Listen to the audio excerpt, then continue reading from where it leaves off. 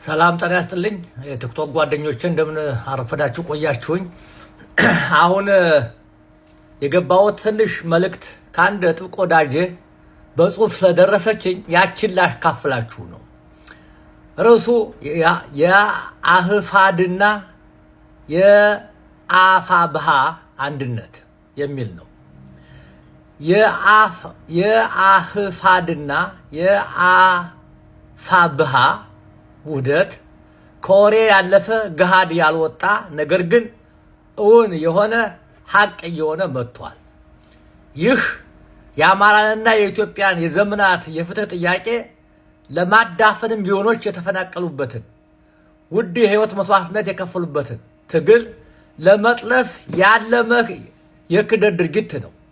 ነገር ግን በአማራው ደም የሚቀልዱ መሃል መንገድ ወራጆች እውነተኛ የህዝብ ልጆች የጀመሩትን የትግል ጉዞ ሊያዘገዩት ይችሉ ይሆናል እንጂ እንደፈለጉት የአማራውን የፍትህ ጥያቄ አያዳፍኑትም።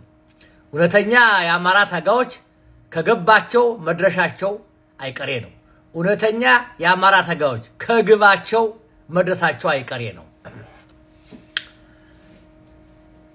ከእንደዚህ በፊቱ የጨነገፈ ድርጅትን እያዋለድ የጠላት ጭንቅላት የተገጠመላቸውን ባንዳዎች ወደ ወንበር እንዲቀመጡ በወንበር ላይ እንዲቀመጡ እያደረግን በየጊዜው የአማራን የዘመናት የፍትህ ጥያቄ ጥልቅ ጉድጓድ ቆፍረን እየቀበርን አንቀጥልም።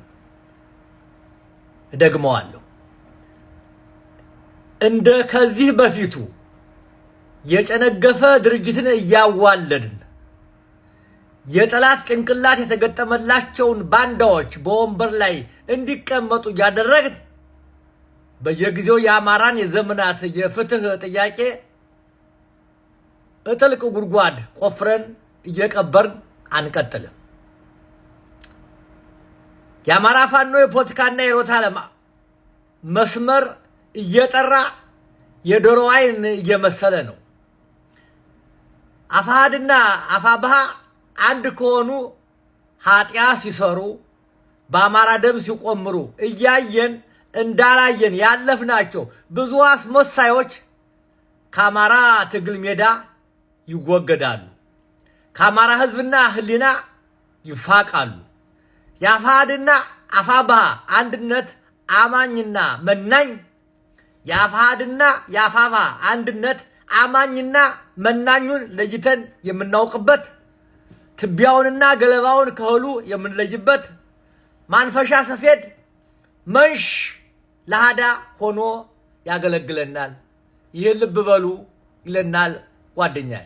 ይህንን ላልሰሙት አሰሙ፣ ሸር አድርጉት፣ ኮፒ ሊንክ አድርጉት። አመሰግናለሁ።